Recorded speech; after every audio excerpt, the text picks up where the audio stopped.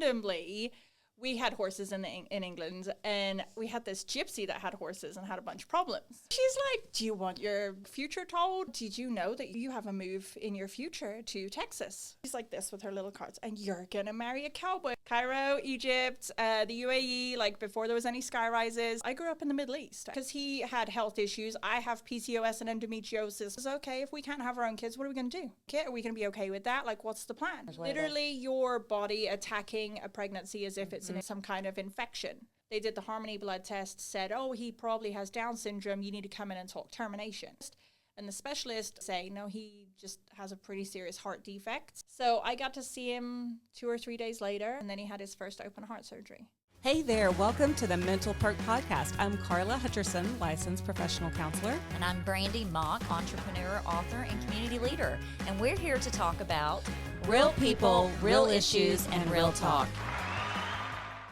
Welcome back to Mental Perk. Today, we are diving into a power of mindset and manifestation with an incredible guest, Kirstine Openshaw. From immigrating to a new country and overcoming challenges like IVF and raising a son with a congenital heart disease, she has built a thriving real estate business and achieved top producer status year after year. Woo! Welcome to the show. Thank you. We're so excited to have you. Me too. I'm excited for you to have me on. So talk to us a little bit about your journey. You immigrated over here from England. She's England. Oh my gosh. I love it. Yes, love from what do accents. they call it? The motherland or whatever. Yes. Yes. Yeah, I came over here end of 2006. Okay. And it's kind of a weird story. We had horses in England, and we had this gypsy that had horses and had a bunch of problems. She was at the kitchen table talking to my mom about one of her horse issues that she was having. One was not doing very well or something. So she's like, do you want your like future told or whatever you call it? And I was like, sure. Oh, Here we this go. is going to open up a can of worms, isn't it? Oh, yeah. She's like, well, did you know that you have a move in your future to Texas? And I'm like, She specifically said Texas. and Well, at least they have horses here in Texas. They do. Well, and that was it. She goes, and you're going to, she's like this with her little cards, and you're going to marry a cowboy. And I'm looking good. I don't see that anywhere on that card, but okay. She's like, do you know where that is? I'm like, no, I grew up in the Middle East. I have no idea if any of the Yeah, we're going to states talk about that too again. Yeah. So my geography was You've been everywhere. Yeah, I've been everywhere. Cairo, My sense of Egypt, I direction. see. Cairo, Egypt, the UAE, like before there was any sky rises, Dubai, before there was anything there. Okay, my you were in Dubai gosh. before it was Yes. Dubai. Yes, Oh my before gosh. it was this version. Yeah. So Yeah. were you in a military family or what was that? No, a lot of people ask me that. Yeah. No, my dad worked for a company called Schindler. So they did elevators and escalators. Okay. We called them lifts. So it Which was lifts they and need if they're going to build high rises. Exactly. There you go. Yeah, he negotiated all the contracts with them for before they were like ready to start building to have their elevators and escalators in them. Then it would start getting built, and we'd go on to the next place. Oh, wow. So So- you kind of were like a military family then. You Kinda. kind of traveled around, but Hopped around. how cool is that? Very, yeah, it was really cool. I mean, when I first went abroad to the Middle East, I think I was a couple of weeks old, Oh, my gosh. and we went to Baghdad in Iraq. And I always Wow. tell everybody I can sleep through anything because my mom told me that it was when the U.S. was bombing Iraq the first time. And she came in after some local explosions, like down the road. And my nursery windows were all blown in, and I was asleep in the crib, glass all in the crib. I was just passed out, didn't hear a thing. Oh my gosh. I mean, I can sleep. Ask my husband when the kids are crying at I was night, gonna and say, I'm like, you're done. You got yeah, it. I'm sleeping now. I don't know about the rest of you. I am sleeping. Oh, my gosh. That's Don't mess awesome. with her Yeah, sleep. yeah. I've been bombed in Baghdad. Don't Yeah, mess like, with me. If mama ain't happy, nobody's That's right. happy. That's That's legit the motto in our house. So yeah, just all over. And it all just started because she's like, yeah, I see this. And then she goes, and it's not going to work out. I'm like, cool. So I go there, I marry a cowboy. It goes, tits up, doesn't work out. Goes tits And up. I'm like, okay. I could literally talk to her all day. Oh my gosh. I swear. I found out, I'm going to have all this cool stuff and it's not going to work. Yeah. And she goes, but it'll work out in the end. And I'm in the workout bit right now. Okay, you This is are. good. I came back here. I applied for my advanced parole because I was a green card holder. So you have to- Parole. It sounds like you're in jail. I know. So I had to apply for advanced parole to be allowed out of the country for a year. Okay. So I applied for that. My attorney said that I could leave while it was in application. And then I came back from my divorce and got my advanced parole where I was allowed to be gone. And I went back to England for the year. And we started dating. Okay. And then I hated it because it was just rain all the time. It was, I mean, of course, I loved it because I got to be over there and see everybody. And we started our relationship. And it was amazing. But I was like, I can't live here. I can't have what I want here. And that Clive and I's relationship really started on communication being forefront. You know, I had jumped into the relationship. I didn't tell you what he said to me at the bar after he said, "You're the Egyptian girl." What'd he say? He says, "What have you been up to?" What have you been up to? And I was like, "Oh, I've been getting a divorce." And he goes, "Have you?" I said, "What have you been up to?" And he goes, "I'm getting a divorce too." I was like, "Well, dude, it's a sign." It's a sign. That was the foundation. I'm saying there has to be a tarot card for this. I guarantee there's got to be this whole crazy mosh of a picture. Yeah. So we had this conversation, and we were like, we don't want to do that again. So we got to live and learn. So we were huge on communication right from the get go. And so that was always our thing. We knew exactly, like, we knew our death plans. We knew if we wanted to be cremated or buried in, like, the first 2 weeks that we were dating. Wow. We talked about money. We talked about everything. Yeah. You know, we're kids. What happens if we can't have kids? Yeah. You know, because he had health issues. I have PCOS and endometriosis. My body's just like, bleh. So, like, we had all these conversations as, okay, if we can't have our own kids, what are we going to do? Are we going to make it? Are we going to be okay with that? Like, what's the plan? Yeah, well, you know, and the next step would be surrogacy. Then it would be adoption. Like, do we want to adopt from the UK? Do we want to adopt from America? Like, y'all went into it. They went all out. Yes. Wow. How long did it take you to put the cowboy hat on him? When he came over to help me show up for my court date for my divorce, he wore a cowboy hat. I'm going to my divorce with my new boyfriend. And he's wearing a cowboy. It was so bad. My attorney goes, "That tall drink of handsome cannot come in the courtroom." And I was like, okay. He's my bodyguard, though. I was like, I'll tell him to sit in the car. Put baby in the corner. Put baby in the corner. I want to break out the dance right now. Guy would be like, "I'm not doing it, my back." Yeah, it was an interesting start. Living here in Texas. And so you've been here in Texas for how long? Oh, gosh, math is not my lane. Like, so 2006, and then we're in, 2025, so 19 years? Yeah. Wow. Yeah. And Clive's with you? Yes. Yeah, I still kept him. You kept Clive? He's still, he got his green card in 2016. Wow. So we did long distance where he would come over for a couple months, you know, and take a break from work. I would go over there for a couple months, but we were only allowed, like, I think it was 90 days on our visas. Okay. So we were, like, kind of limited on how long we could actually physically spend together. So he'd come over for a month and then go back for a couple months, come over again for a month. And again, the communication thing came in because we were on Skype and FaceTime. And Well, that's the beauty of Skype. I mean, it just gave us all our hurdles up front. For sure. But we just had to decide, like, how are we going to handle this? Yeah. well, if you could handle that, you handle anything. Pretty much. Yeah, pretty much. We did 2 IVFs in England because over there they're on the NHS. And so I had been paying into my NHS and kept my address and everything there and all that good stuff. So, like, I went over and he and I together, we applied. They said we were eligible. We did 2 cycles there and they didn't work. And so we talked about it. I was like, what happens if this does work? And then you're living in the UK and I'm over there. And he's like, we just have to hope that immigration hurries up. Yeah. There's nothing else we can do. And because I still had my green card and wasn't a citizen yet. I was wondering. And then I got turned down for my citizenship because they said my trip was 1 day too long. Oh, you're kidding me. Yeah. Did you have to start all over again? Mm-hmm. So how long's that process, though? It was forever. I mean, just getting my green card took almost 5 years because my ex-husband had, like, never filed taxes and all that fun stuff to be like an adulting person of society. And so that, like, took us forever to earn the money to pay and get it caught up and all that stuff. Of course. And so, yeah, then I got turned down and my attorney was there and she had this big table calendar. She was like, "No, you're counting it wrong." I was it was her first day. I was her first interview for citizenship that day, and she wasn't going to let it go. I landed in Boston one night.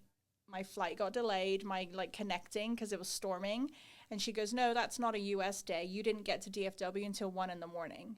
So it was an hour." Oh, my and I said, "But Boston's goodness. in the U.S." She goes, "We didn't leave the airport." I said, "That doesn't matter. If you look at the criteria, if I am in a U.S. airport that day, it's classed as me being on U.S. soil. I'm in Boston." And this is a lady in Dallas that did this to you. Shame on you. She wouldn't give. And my attorney was like, you just got to take it. You got to go, yeah. You can't say anything. You can't fight it. You just got to take it. Okay, that's ridiculous, though. Oh, my God. I mean, so I got 2 years of probationary advance parole, where I had to wait 2 more years before I could apply again. So those dates weren't on the 2 years of travel history that they look at. So I just didn't travel for 2 years. I was like, I'm not even going to give them an opportunity to count dates. So I had to stay still for 2 years and not travel. So how did that affect you emotionally? It was hard. It was really hard because that was like our door was shut for him to be able to come over. Exactly. And what's crazy is when I finally got my citizenship, he got his almost exactly a year later. I had been here since 2006, and he started his in like 2012-ish, and he got his almost the same time as me, basically. That's crazy. Oh, my goodness. Yeah, I guess we just, when you're a citizen, you don't really think about this whole process. But then I know it's a little off subject, but I got to ask you, with all this immigration stuff that's going on right now, how frustrating is it for you to go, I have waited this whole process patiently, I've done all these things, and to see someone just cross over? Yeah. Very it's crazy. frustrating. It is. I mean, I can understand it in certain respects. Sure. Their life is totally different to where I was coming from. I was leaving the rain. Yeah. They're leaving things that are a total different world to what I've ever experienced. Mm-hmm. However, it is frustrating just because they make it so hard. I don't think that people have never been through it understand how difficult it is and how much of your life is just totally in the hands of someone that has no idea of anything about you. Wow. And they don't take it into consideration, all those aspects of you. It's black and white, numbers, whatever it is. They don't think about the human aspect of it. No. And it's, people say social media is, you have to give so much of yourself on social media and be an open book. And then a lot of people don't love that and they struggle with that. Immigration is so much worse than that.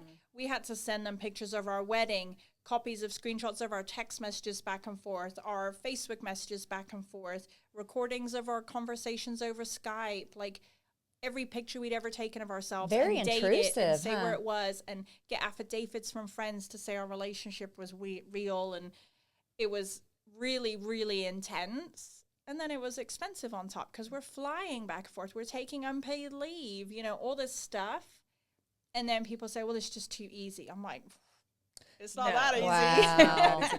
But with hopes of all of these things coming to light, hopefully they are going to make it easier for I hope people. so because, it makes it hard.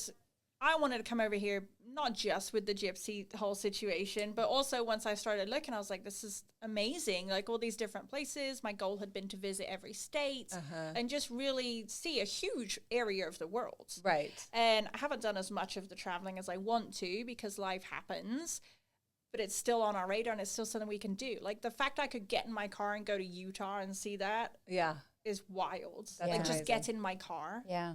I can't do that in England. It's 2 hours and I'm at Scotland. I'm at the end of the country. But I love that too. It's pretty cool too. I do I'm love in a that different too. country for lunch today. Yeah, right. Yeah, but you're driving wild. across Texas and you're going. I mean, it does kind of feel like you're in long another ways. country. Yeah. Here in Texas. It does, like different places. I did a road trip to California while we were still long distance, so Clive didn't get to go with me. But I did a road trip all up the California coast and back, and then we did a Florida one when he came over one trip, and then we did North Carolina this summer. The Kakalakis, that's what I call it, the Kakalakis. Yeah. Do you like to say that word a whole lot? I love the Kakalakis. It's a great word. Kakalaki. So if you ever go back to the Carolinas, just say that word a say lot. the Oh my Kakalakis. gosh. South Kakalaki, North Your Carolina. first 2 IVFs didn't work? Yeah. No, And they then- didn't work. And the thing with like the NHS is, of course, it's a bit like running cattle through the chute. Like everybody's just getting the same. It's not very individualized. And I told him, I was like, listen, my body does not like anything to do with pregnancy. So I'm pretty sure I got my Google education. Pretty sure I have NK killer WebMD, cells. yes, yeah. And they were like, no. I'm like, no, I've spent a lot of evenings down rabbit holes researching and reading studies. Like, I'm pretty sure it's what I have. What is that though? Tell the listeners what it is. Literally your body attacking a pregnancy as if it's like a flu or some kind of infection. Okay. It doesn't recognize that the pregnancy is part of you. Okay. And so the first IVF we did, I'm pretty sure it was working, but I didn't have the treatment, which I can't remember. I think it was something ridiculously simple, the treatment of it, but I didn't have that, so it attacked it. So the day before we were going in to have our testing, I had like a super, super early miscarriage that they didn't really count because I didn't have a pregnancy test to say it was there before. But it was very evidently physically something. Yeah. And I was like, I'm sure if you had just listened right now, we'd have had a kid that was, I don't know, that was probably 4 years prior. So like a 10-year-old. Wow. You know? Then we came here. He got his citizenship or his green card at that time. We saw a doctor over in Dallas or here in Dallas. And he was amazing. He's since Dr. Putman, he's since passed away right after my second kiddo was born. Aww. And I'm so sad because we didn't get to go in and take pictures and show him Quinny and stuff like that. But he was amazing. The first appointment, I was obviously I was in there like I had my stack of stuff I had written down that I wanted him to talk about. And he goes, what concerns do you have? And I said, first thing, I have natural killer cells. I know I do, and I'm not going to argue with you if you don't think I have. We're leaving. He goes, no, I agree with you 100%. I was like, oh, okay, we're good. And that was it. He set me up on the regime. It was like some kind of IV med that I did every week once I was pregnant to kind of get me through the hump where your body can attack it and miscarry. Yeah. And then there was Lincoln. We were good, and it worked. Wonderful. So Lincoln is an awesome name, by the way. Lincoln George. And his so name is. Lincoln George. I love that.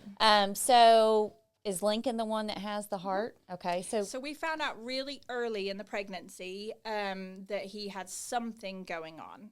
And they did the harmony test. They saw a spot on his heart. And of course, he was so tiny, and we were just a regular OB that they couldn't really see anything, but they knew something was up. They did the harmony blood test, said, oh, he probably has Down syndrome. You need to come in and talk termination. And I was like, you guys, no. Wow. This is not. We worked too hard for this baby. Yeah. We're going to find out for sure first, and then we're going to make an educated decision when we have all the facts. Right. And so, I go up and I get Clive. We go to the appointment, find out more. They forward us to like a specialist, and the specialist obviously has better equipment and all the good things. And they say, no, he just has a pretty serious heart defect. We're going to send you to another specialist so they can explain it. So we spent a couple of weeks knowing something was up, but we didn't know what. And at that point, we were about 14 or 15 weeks along. So we were like celebrating being out of the first trimester, but we still didn't know what was happening. Wow. I'm thinking, gosh, you worked so hard to have this baby. Yeah. It made it very much where we couldn't celebrate it because we just didn't know what the outcome was going to be. So we went and we saw Dr. KO, which is my initials, KAO, and that was her name. I was like, another sign. That's funny. It just kind of makes you wonder, like all these things aligning. Little things just kind of fit together. And she was just like me. She was very abrupt. There's two of you out there. Right? And I was like, oh no, world. Be ready. And she was like, here's the thing. He has half a heart. Can he be born with it and live with it? Yes. Is it going to be hard? Yes. Will he have a quality life? Probably. And of course, Clive's asking, like, well, he plays soccer and football and all these things. All the manly things. Yeah. And she's like, I don't know. We don't know. We have no idea. There's all these opportunities of complications and issues. Every surgery, there's a brain damage concern and all this other stuff. And he has to go on ECMO for his certain things. And so he's asking that. And I'm going, well, are we doing the wrong thing having him? Is this going to be painful for him? Is this going to be where, like, no one's going to get any joy out of this situation? Like, what does this look like?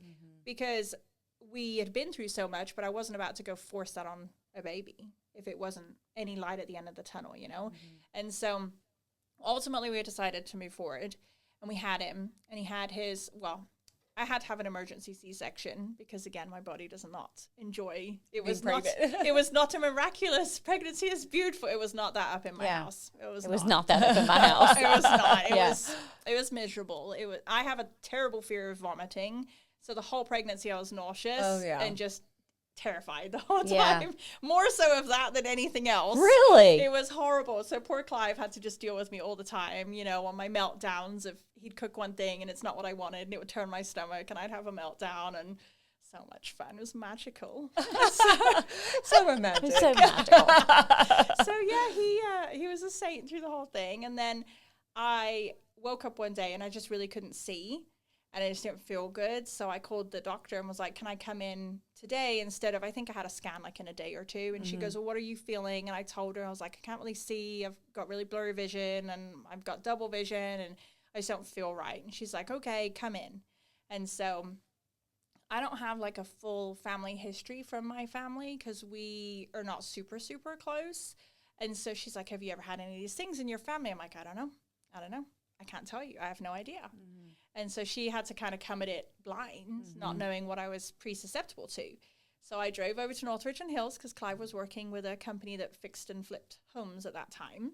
And I walk into his office and they're all like, because I didn't know at the time how swollen I was. Like, I could barely open my eyes. I couldn't close my hands. And you were driving? I was driving. Oh, my gosh. Couldn't hardly see. And I go in and I'm like, you got to take me to the doctor. And you're pregnant at this time. Yes. Okay. I was like 34, 35 weeks. Wow. Oh, how scary. And so he's like, okay, you know, and he's a worker. Clive's like, all right, let me put my hair in a ponytail. Let me get my Can I go on. and he's like, I got to go and arrange this thing with this couch. And I'm like, no, I'm not dicking about. We got to go to the hospital now. That's so silly. I could listen all day long. I love it. So I convince him to take me. We get there and they do my blood pressure. And he's like, this machine is broken. It will not stop alarming. And she goes, no, sweetie, it's not alarming. Her blood pressure is 200 over or whatever. Oh, my gosh. She's going to stroke out. It's not then. And he goes, can we turn it off? Because it's really annoying. And I'm just kind of laying there. Like, oh, my gosh. I didn't realize in the moment how bad I felt. Yeah, you're bad. But now I'm like, yeah, I remember laying there and just being like, it's okay. I'll just have a nap. Fine. And I just really didn't care about anything. I was like, I'm just going to go for a sleep. And they kept going, don't go to sleep, honey, don't go to sleep. And I was like, why are you so rude? I just want to sleep. And they're like, you're going to stroke out and die. Like, you can't sleep right now. Wow. So he was born, like, I think like an hour or two later, they did a Oh, C-section. so you were so he was born premature. Yeah, he was a little early. Like 5 or 6 or something. So was weeks there early. concern with that because of his heart condition? I think a little bit because Yeah. they kept telling us like the longer he bakes, the safer he is, and all this stuff. And I was like, well, at this point, you know, I didn't really have an option to have a discussion about it. They gave me a bunch of, I think it's magnesium. They give you because I had preeclampsia. I was going to say it was preeclampsia. That's And what it so sounded they, like. I remember them talking a little bit, but not a lot. But it wasn't an option not to. Yeah, you have would have him right died. there and then. The Yeah. way you could have died. So I got to see him 2 or 3 days later when like everything had calmed down for me and I was like safe to go out of my room. Wow. And then he had surgery on day 5. So I got to see him for 2 days and then he had his first open heart surgery. So Wow. interesting. We had a mom on our show like way back in the beginning, and this is that story of their son is about the same. Yeah, very similar. It was a roller coaster for sure. You know, you're in the wing and It's just this weird energy. Like everybody's but it's just constant, right? You still every day are fighting different Well, battles. And it's you never know what's up, and then you'll talk to a parent, and the next thing you know, they're leaving, they're in tears. Then there's all these people going in and out their room, and you're like, did their baby pass? Did it not? You know, we were inpatient. We lived in the hospital for months. Of course you did, yeah. Wow. So we got to kind of see, like, hey, when they take the wagon with the teddy bears out, it's not just teddy bears in the wagon. You know what I mean? And so, like, you're always going, well, who's next? Is it us? Like, who's next? You just don't know. And so it was a weird couple months where you're just, like, in the zone, but you're just running on adrenaline. I mean, I was going to say, you probably didn't have any time to process anything that was going on. You were just surviving. No. So, and how old is Lincoln now? So he's about to be 7 next month. Oh my Lincoln, goodness. you about little to be fighter, 7. Lincoln. I know. He's Yes. probably a little fireball. He is a firecracker. He is such a, you know, they call him a heart warrior for a reason. Yeah, Like, there is 100%. nothing. He won't take no for an answer. And we've always been really focused on, like, he had no control for years. You know, when we finally got to bring him home at around 6 weeks old, Okay. he was home for almost 2 weeks. And then we took him back in for routine cath, and he coded the next morning. Oh, my gosh. Then they kept us inpatient till he was almost 6 months. And then after Oh, my that, gosh. we had follow-ups, we had checks, and we had all this stuff because it was so crazy and such a roller coaster with all the complications and the issues. Like, I don't know how many collapsed lungs he had. I don't know how many, you know, issues we had. There was so much. You know, they give you the courage beads. We have bags and bags and bags of these courage beads that now I have to figure out. What are you going to do with them? what are we gonna- You well, got to do something with You'll them. make have to something do fun with them, a something. blanket Yes. or I don't know what, but Something. something. So I'm like, it was so wild, and he had no control. We had no control Yeah. either, but like he had no control the first couple of years of his life. So we've always been focused, and still are now, on we got to really work on his mental attitudes and his mental strength, because all the studies, like when we found out about his heart condition, I researched. He's 75% more likely to have a drug or addiction issue in his teen and onwards years. Oh my goodness. So with that in mind, I'm like, we can't let that happen. He has to be part of 25%. It's not an option not to be. So we have to make sure he's so mentally strong and has so much self-belief and so much self-confidence that nothing can shake him. I love that. And now he's almost 7 and he is fully engulfed in that. Good for him, He though. is mentally there. Yeah, he is. I mean, everything. Even last night, he was like, why are you in your work clothes? I mean, I work in my own clothes, but I have logoed clothes for work with real estate. And I had my, like, I don't know what you call it here. We call it a body warmer, but here I think they call it a vest or something. And so I have my logo, and I'm laying in bed helping him go to sleep, and we do high-low ha-ha at night. Oh, tell us about Hello Ha-Ha. So he has to tell me his favorite high of the day. Uh-huh. So it's always playing with Quinny at the moment. Playing with Quinn. The baby. Yes. So he was also another IVF miracle, thanks to Dr. Patman. Okay. And he just turned 3 a couple weeks ago. Oh, precious. Yeah, beginning of March. And so he was like, my high is playing with Quinn. What was your high? And I don't remember what mine was. I said something. And he goes, well, this is my low. This is this. And he goes, why are you still wearing your clothes? Your work clothes. And I said, well, it's probably my low. I didn't get as much done as I wanted to do today at work because I had a lot of things come at me. Yeah. And then I got a little distracted and I just thought I should have got more done today. And he goes, are you disappointed? I said, yeah, I'm a little disappointed in myself. Yeah. And he goes, I said, I'm just a little frustrated, but it's fine. I'll get it done another day. It's not the end of the world. It wasn't I call them my poke things because it's my move the needle things. I was like, it wasn't any of my poke things, so it's fine. And he goes, nobody can make you disappointed, Mom. And I was like, I know. He goes, so you're just making yourself disappointed. You got to stop that. Listen to these little kids. I need to bring I tell him you what, in he and needs to hide come here him. and talk to her kids. And I was like, excuse you? Okay. Yeah. I will check myself. He was a force to be reckoned with. God knew that he was supposed to be here. He is. Absolutely. And you were supposed to such be a his mama. He is. He's so strong-minded. And, of course, we just received his official autism diagnosis a couple months ago. I think it was like October, November, somewhere in there. So he has this whole laundry list on top of his health issues because he's also 100% tubey, so he doesn't eat by mouth. So this is a constant thing it's all mental now. It used to be physical. Now it's all mental. All the physical things have been resolved. Okay. So now we're in this mental battle where he doesn't have the self-belief that he can do this. And so we're working through teaching him, like, you can do this. It is okay. It's safe for you to eat. And he wants to so badly. He just doesn't believe he can yet. So we have a lot of the side effects and issues of that.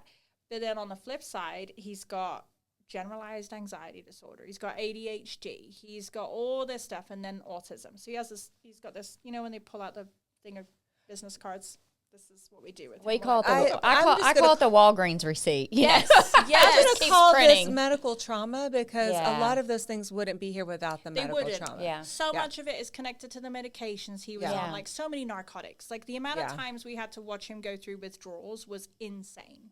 And it's like then you'd have kids on the ward that had heart conditions too, but then they were also born to a parent that was in active addiction, and you're hearing the same thing, and I'm like, wow, these 2 kids are going through the same thing. But two different reasons. He gets to come home with us, and they get to go to the foster care system or wherever they're going. And the number of kids given up to adoption that have heart conditions is astronomical because there's no support for after, and it's expensive, and then insurance won't cover them.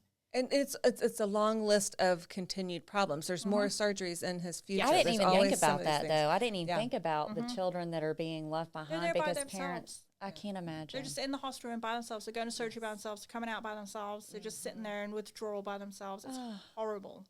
It's horrible. And you're not allowed to go in those rooms because it's not your kid. Well, they're also, too, though, don't they have to worry about infections and highly Very much. susceptible, so All it's of very that. contained. Oh, yeah. There was parents coming in and out that would have flu. And then they were like, no, you can't be in the wings. You can't see your kid. And they're like, but I'm sick because my immune system's down because I'm exhausted, but I still want to see my kid. Yeah. And you're just seeing all these different avenues of things that are affecting people in different ways and how people are responding to them. Again, Clive and I with communication, we were really focused on, we got to be a team with this. So if I need to tap out, you're it. We never left Lincoln on his own ever in the hospital. So we literally just had a that guest on our show. that has a daughter that was born with an illness. And exactly what you just said is exactly what she said with her husband. You don't We leave have them to be a alone. team. You have to be a And team. we have to, whenever I'm exhausted, I need you to step in, vice versa. And it still happens now. Like even last night, like Lincoln. It'll never end for you, No, probably. No. It It won't. won't. Lincoln won't let Clive take him to bed because at night he has to unwind in such a certain way and he has to unpack his thoughts in such a certain way. Clive wants to go in there and play with him and be fun, and that's totally fine. Lincoln needs so much of that because he does get way up in his thoughts in his head, and it can be a really dark place for him, which I can totally see where that 75% statistic comes from. Yeah. Because he'll regularly wake up at 2, 3 o'clock in the morning and go, I think I was going to die. Oh. I'm like, babe, you're 7. 6. Why are you worrying Oh, about 6, yeah, he's almost 7. So close. But like I'm like, you're waking up as a 5. This started when he was like 3, 4 years old. As soon as he could verbalize what he was having dreams about and scared about, he would tell me, like, I think I'm going to die. He fell over on the trail one day and busted his lip, like the tiniest little split. Of course, it's their lip, and he's on blood thinners, so it was this whole scene. Yeah. I'm on my own because I was going to be brave and take both of them out by myself. And the dogs. I had the dog. It was awful. Girl, you bit off way more than you could chew. Oh, my gosh. Oh, my gosh. Never did it again. Yeah, I bet you didn't. When I see parents and they're out with, like, multiple kids and dogs, I'm like, how? How much Xanax are you on right now? Because I need to take a little bit of the... I just don't understand it either. I'm just like, it's a lot. Yeah. It's a So lot. I had the wagon. I bought the wagon fold because I'm always all in on all the stuff. So I was like, oh, yeah, wagon folds look amazing. That thing is so heavy. It's miserable. Yeah. I had to fight to get it out the car. I had to fight to get it in the car. He's bleeding. The dogs are winding themselves up in their leashes. Quinn's crying because he needs a diaper change. I was like, this is horrible. Quality time with the kids. Yeah, it's not quality, is it? It was not. Oh my gosh. Yeah, he's screaming because he's blood, and of course he touched it and then completely went off the deep rails. lost it. He's like, I'm dying right now. And Oh, like, there's God love houses on it. the trail. There's houses on. She's not worried about the kid dying. I'm like, you're far from bleeding out. Like, chill out. And I'm trying to like cover him up and like, you know, put pressure, and Quinn's crying and the dogs are doing their thing and they're wrapped around the wagon wheels and people are jogging and on their She's just bikes. worried about disturbance And I'm noise. like, I'm going to get arrested for I'm disturbance gonna or get to child my abuse. car. Yeah. There's going to be cops waiting for Yeah. me. We Yeah. had a call saying you're murdering a little kid on the trail. I'm like, no, he's fine. And you're not even from America. Right? Deport her right now. And I'm like, you fell face first because you did what I was told you not to do. And I'm sat there going, can we have a life lesson in this? And he's like, no, I'm at 100. Not right now. No, I'm at Later, 100. Later. Okay, so fast forward. We've gone through, I mean, so much struggle, but you're a powerhouse too, though. You're a independent powerhouse professional woman, a real estate Motivational agent. speaker, right? Motivational speaker. Yeah. And I know maybe you don't want, but you've got a podcast you're about to drop. Yes, we're getting ready to drop it. I am working through my limiting beliefs of procrastination. Don't procrastinate. So I'm getting through Oh that. my God. I can't Well, wait you to know. listen. I can't either. And Mental Perk would love to be a guest. Yeah, we'll be a guest on your show. Listen, we're on. It's totally a date. Oh my gosh. This is what gives me energy, right? Like, life can suck. Things will hit. It's always 100%. going to. cannot- I didn't realize until I really started sharing my story that the way we handle things is not the way everybody else gets to. I had that idea about that. I had this feeling about it, but I never had really dug into it and focused on it because I was busy failing forward. I was busy with the business. I was busy with the kids, you know. And we have a house that we totally remodeled. It's almost done. So close. Ooh, can't wait to That see was pictures. a whole challenge all by itself. Because when Clive got his green card in 2016, I had the wonderful idea to sell the house. Because I also had the wonderful idea of him selling his house in England. Because I was like, if we do it, it will make immigration go faster. That didn't quite work how we thought. It was a great idea, though. It was a great idea. The thought was there. The feeling was there. It still 5 years took later, he's 4 or still in a 5 years. hostel. He's like sleeping in his mom's guest room going, okay, really? And his mom is awesome, so he was fine. He came over here and was supremely unspoiled because I'm like, make your lunch now. I don't even make my own lunch. Do your laundry? No. Like, separate whites from colors. I'm so sorry about your bad luck. This is a one and done situation here. I don't know about that. You could wear a pink shirt. It's She's okay. so mean. I've done that. Oh, yeah. I'm like, no. Do you cook? No. And me either. I never, this is going to sound so rotten, and I'm already thinking I do sort the whites. So wrong. I sort the whites. Oh my gosh. I don't need this. Too much work. I literally never touched raw meat until I was 31. I don't touch it either now. Still, I think it's gross. Yeah. Clive was mortified. He's like on Skype trying to teach me how to cook chicken and not die of salmonella or whatever it is. I was like, this is miserable. I'm just going to go to Chick-fil-A. Yeah. This is just pointless. Chick-fil-A. Thank goodness for Chick-fil-A. Yes. Thank goodness for Chick-fil-A. You know, he came over. I sold the house, which he had helped buy because he sold his house in England. So he was all excited about getting to live in his house instead of his mom's guest room. That's not how this is going to go. So I sell the house and I tell him, like, let's just put it on the market. It's going to take like a year to sell. This is before I was a realtor. Well, the realtors told me it was going to take 6 months to a year to sell. What year was this? 2016. Okay. I didn't even know I moved over here in the whole like housing crash. I had no idea. I was not in the industry. I was out living on a ranch in a trailer house. I had no running water. I mean, it was a whole thing where I decided to land to live here. It was ridiculous. They gave me an axe. She did take a bite out of that. We didn't have any heating in that single wide trailer. The doors froze shut where we had to body slam them open, and they gave me an axe to go chop wood. I've never chopped wood in my life. You're from England, though, surely. I was like, where do you think I'm from? So my ex-husband was like, they gave you an axe? I'm like, yeah, I don't know what to do. Like, do I just take a whole tree down? Which tree do I take down? Which tree? Like, how do I pick? Is this a murder scene or? Right. I mean, we were literally on a 7,000 acre ranch in the middle of nowhere when I moved over. So he comes over and I'm like, let's sell the house. It'll take ages. Sold in 28 days. So funny. And then we were homeless. So he just moved over here and I made us homeless. Poor guy. And he's like, what is wrong Okay, with well, you? Do have extended stay motels. But now this explains Clive's personality because he's the cool cucumber. He goes with the flow. Because I'm like, you keep him on his toes. He's like, you need to calm down. You like just make a decision. You don't even think about it. Yeah. So I went on a trail ride. Which, again, I don't drink, but there was alcohol involved when I had this wonderful idea of sell the house. And this lady that I had just met, like maybe 2 hours before, she goes, well, if it sells and you have nowhere to live, just stay at my house. We got a camper. So that's where we moved into. We are in the camper. We're back to the camper. Back to a camper again. This time it was a legitimate toy hauler camper. So it was literally like a bed and like this much floor space. 3 dogs, 4 cats, and 4 horses. Yeah, not my best and smoothest idea, but it all worked out in the end. It worked out. Yeah, it was crazy. I mean, we couldn't have done it without her helping us, and then another friend housed the horses, and it was, we figured it all out. And then I find our house. I'm like, this house, I've looked at this house from the road for years and always been drawn to it. Yeah. And he goes, why? Because it's an absolute dump? And I'm like, maybe. A little bit. So we go in. And, of course, I'm not licensed yet. I had just bought my real estate courses. And so the lady that was showing us, she's got the key in the door.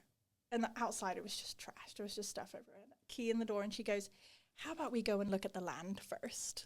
And I'm like, no. No, yeah. We need to look at the house because the house is important to him. He's the one going to be doing it. Because he used to build custom homes, like beautiful custom homes. His dad still does. Nice. So I'm like, he's got to figure out his to-do list. I'll look at the land in a minute.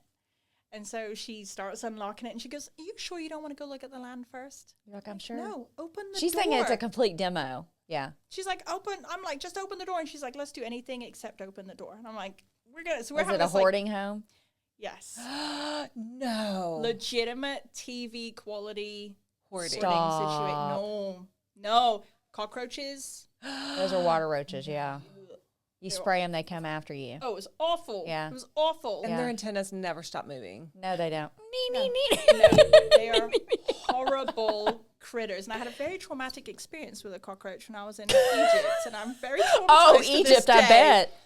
Where I put my shoes on, and there was one in my shoe. There was not. And I could not get my shoe off, and I gave myself a minor concussion trying to get my shoe off to get it out. It was I live with it. I cannot. I would have nightmares still. Yeah. So we walk in this house, and, like, she walks in, as you do with a showing. She walks in, I walk in, Clive walks in. She bails out to go vomit in the grass. She's, like, dry heaving. And so I look at her, and I look at Clive, and I'm like, so do we just do this for ourselves? And he goes, I don't know, do we have to? Because he's like, I don't know why we're pretending to look at this house, because I don't like it. I'm like, no, I'm very excited about this house. Let's just go. So I just go on in, and we just do our showing. Smelled so bad in there. Was there a dead person? No, but there had been. but I don't think it was like a decomposing issue or anything like that. Somebody had that we're aware of. That we're aware of, that we have yet found. But there was definitely decomposing rodents throughout that you could smell. I wonder if the tarot reader could see any of this, you know. Right, and she just chose not to tell me. That was rude. She's like, you're going to be in Texas, but. She didn't highlight that. Yeah. She should have. Yeah. And so we look at this house, and I mean, it was full. It was just channels that you could walk through. I didn't even know it had a home office because we couldn't see that door was there. Oh. We didn't know it had fireplaces. It has 4 fireplaces. You bought this place. The whole showing was a domestic, okay? Because he's going, why are you pretending to like this house? Let's just go. And I'm like, no, I love this house. This is so. The bedrooms are 16 foot by 16 foot. Okay, they're good size. They're amazing. Yeah. And so I'm excited. He's just over it. He's and beside over himself, me because he's like, oh my God. I'm not doing this. Yeah. So we leave, and I'm like, all right, I want to go for a second showing, and I want to take like an electrician and a HVAC person. Because so long as the AC works and we've got power, I'm good. You don't want to know what's in those vents and everything where the AC's coming through. We'll just rip all of that out. Not with her personality. Yeah, She's like, we'll we're doing just this. destroy I got everything. it. Yep. We'll take it all out. Yep. And so then we couldn't get in to see it again. They wouldn't let us. And she kept going, well, I've tried, and they said they've got an offer. And I'm like, I don't care. Book a showing. I want to see the house. So they kept saying no, and they kept saying the seller was refusing. So I called the brokerage of the agent that had it listed, and I was like, if I don't get a showing within the next 48 hours, I'm going to file a complaint.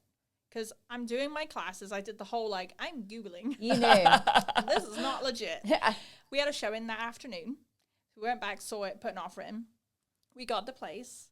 And it's been, of course, it would have been like a 5-year project had we not dealt with Lincoln. Yeah. And had all of these I didn't think things about happen. Because then we had to like hospital-friendly, safe one end of the house so it could be clean. Yeah. And then work on the rest. And of course, I'm launching my real estate business. Yeah. He's working 80 hours a week at his job. And so we only had 1 car. So it was all these things. And I'm like, now I look back and go, wow, I have new agents coming into the business going, I don't own a Mercedes. I can't do showings in this car. And I'm not a car person. I don't know what they drive. Who cares, right? Just get the job done. I'm like, just drive to the showing. Yeah. Who gives a crap if you're not looking like the magazine cover? Yeah. But it's so crazy now that I look back and I go, wow, we just did it. We did it. We were happy while we were doing it. And then good things came because we were just being happy in the moment. I think you were meant to be where you're at then. 100%. Living in that moment. Now I see people that are like, well, how do I overcome this? And I'm like, you just do. Just choose to be happy right now and just do it. And that's kind of... Well, there is so much more we need out of your story. And I've got some ideas and we're going to talk about that. But regardless, I mean... We have to continue this on. I know we got to do it. We got to do a segment too, for sure. Yes, 100%. And so it's been just amazing having you here. Just your energy, it's so healing already. I needed the laugh. I know. I mean, I feel so good after the session. I do too. I do too. So let's get you on the schedule to get you back in because there's so much more. Yeah. I think we should just have a episode of her making us laugh the whole time. Oh yeah, it's gonna be awesome. Yeah. It's gonna be awesome. Yeah. So well, thank you so thank much. you so much for joining us Thank here. you. Yeah. Yes, and there is a continuation. Yeah, there is for sure. If you or anyone you know is struggling with mental health issues, please reach out to talk to someone you trust. Get connected to a mental health professional who can help you find ways to cope and ultimately feel better. If you are having suicidal or self-harm thoughts or thoughts of hurting another person, please go to the nearest ER, call 911, or contact the National Suicide Hotline at 988. Thank you for tuning in to Mental Perk. We hope our talk today highlighted real people working through real issues based on mental health. Our goal at Mental Perk is to make sure every one of you knows you're worthy. We're in this together.